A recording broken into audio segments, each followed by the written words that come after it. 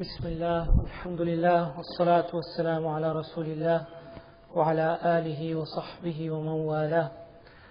Inshallah ta'ala, with the name of Allah Azza wa Jal, Al-Azeez. Last week we spoke about this name a little bit, and inshallah tonight we'll speak about it a little bit more. This name of Allah, Al-Azeez, as we mentioned last week, has different shades of meaning. And among what this means, as we mentioned last time, is from Izzah, which is the opposite of Dhul. Al-Azeez is the opposite of Al-Dhalil. Al-Dhul is humiliation, lowliness. Al-Dhalil is someone who is lowly and humiliated. So the opposite of that is Al-Izz, which is honor and dignity. And so the one who is Aziz is the one who is full of honor and dignity. And so Allah subhanahu wa ta'ala, His name is Al-Azeez, meaning He is the one with honor and dignity. And part of what this means also is that He is the source of honor and dignity. If we want honor, if we want to become honorable, if we want dignity for ourselves, then the source of that is Allah subhanahu wa ta'ala, Al-Azeez. Allah subhanahu wa ta'ala says in the Quran, قُلِ اللَّهُمَّ مَالِكَ الْمُلْكِ تُؤْتِي الْمُلْكَ مَنْ تَشَاءُ وَتَنْزِعُ الْمُلْكَ مِمَّنْ تَشَاءُ وَتُعِزُّ مَنْ تَشَاءُ وَتُذِلُّ مَنْ تَشَاءُ. That, O Allah, You grant izzah, You grant honor to whom You want, and You humiliate whoever You want. So if we want to have honor in the true sense of that word, we have to seek it from Allah subhanahu wa ta'ala. But unfortunately, many times, many of us, we seek honor from people, even when it means that we have to disobey Allah subhanahu wa ta'ala. How often does it happen that I say to someone, "Oh, you can't dress like that. What are people going to say? We have a certain status in society. We meet certain kinds of people. We can't dress like that." Even if Allah Azza wa Jal has commanded us to dress like that. But what are people going to say? We're going to be humiliated. No, we have to maintain our status. You can't look like that. You have to change the way you look. We have a certain status. We mix with a certain class of people. We have to maintain that status. In order to maintain that status, we have to do certain things, even if that means disobeying Allah Azza wa Jal. If we do that, then do we believe that He is Al-Azeez? Or do we believe that the source of izzah comes from people? Allah subhanahu wa ta'ala says in the Quran, أَيَبْتَغُونَ عِنْدَهُمُ الْعِزَّةِ أَيَبْتَغُونَ عِنْدَهُمُ الْعِزَّةِ فَإِنَّ الْعِزَّةَ لِلَّهِ جَمِيعًا. Do they seek izzah from those people?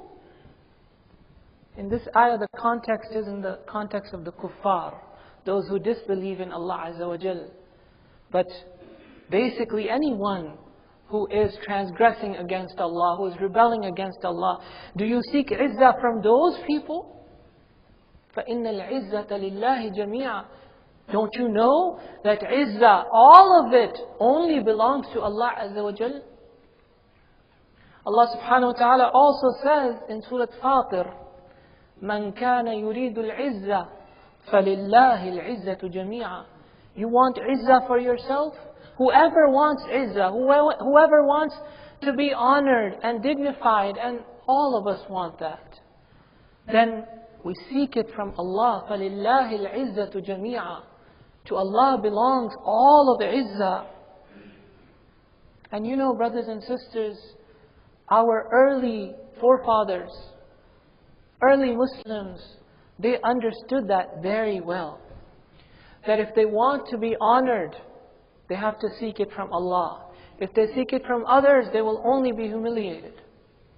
Sayyidina Umar ibn al-Khattab radiyallahu ta'ala anhu, when he was the Khalifa of his time, and you know how much the Islamic Khilafah spread in the time of Umar radiyallahu anhu so rapidly. When the Muslims conquered Baytul Maqdis, many of you know the story. When the Muslims conquered Baytul Maqdis, Umar radiyallahu ta'ala anhu was invited to come and officially enter Baytul Maqdis and receive the keys for the city. So he came all the way from Medina to Baytul Maqdis, riding his camel, wearing an izar, a lower garment, and some simple shoes. And Abu Ubaidah ibn al-Jarrah was the governor, the person who was leading the expedition against the people of Sham, who would later become the governor of Sham. He's waiting for Umar to come and enter Jerusalem. So Umar, as he's approaching Jerusalem, he comes across a pool of water, a low piece of land where there is water accumulated, a pond of water. So he gets down from the camel, and his shoes are going to get soaked. So he takes off his shoes, he puts them on his shoulders, and he takes the reins of his camel and he starts to walk through the puddle of water. So naturally, he's walking through the puddle of water, his lower garment is soaked in water and mud, and he's leading this camel as if he's a slave. He has this appearance, and Abu Ubaidah ibn al-Jarrah sees him coming, and he says, Ya Amir al-Mu'mineen, this is how we're going to receive the keys from the Romans? Because they defeated the Romans. They're not used to seeing leaders in this kind of an attire. And Umar said to Abu Ubaidah, and it's recorded, Al-Hakim records this in Mustadrak and other books of hadith with an authentic chain of narration. Ibn Kathir mentions it in Al-Bidayah wa Nihaya. He said, لَوْ غَيْرَكَ قَالَهَا يَا أَبَا عُبَيْدَةَ. If only someone other than you said it, Abu Ubaidah. Because Abu Ubaidah is one of the 10 who were promised paradise. Umar used to really, really respect Abu Ubaidah. He said, لَوْ غَيْرَكَ قَالَهَا. If someone other than you said it, Abu Ubaidah. And then he said, إِنَّا كُنَّا أَذَلَّ قَوْمٍ فَأَعَزَّنَا اللَّهُ بِالْإِسْلَامِ فَمَهْمَا نَطْلُبُ الْعِزَّةَ بِغَيْرِ مَا أَعَزَّنَا اللَّهُ بِهِ أَذَلَّنَا اللَّهُ. He said this statement to him, which means that, don't you know, Abu Ubaidah, that we were a people who were humiliated. What were we? Arabs, nobody cared about us before Islam came. We were low-class, humiliated people. فَأَعَزَّنَا اللَّهُ بِالْإِسْلَامِ. Then Allah honored us. Allah gave us izzah through Islam. فَمَهْمَا نَطْلُبُ الْعِزَّةَ بِغَيْرِ مَا أَعَزَّنَا اللَّهُ بِهِ. So if we seek izzah, if we seek honor with something other than that through which we were given honor, Allah will bring us back to the state of humiliation. If we seek honor and status and dignity and rank and position and respect in society, not through Islam, but through what opposes Islam, Allah will only humiliate us. But if we seek it through Islam, then Allah Azza wa Jal will honor us and elevate us. Believe me, it is true, brothers and sisters.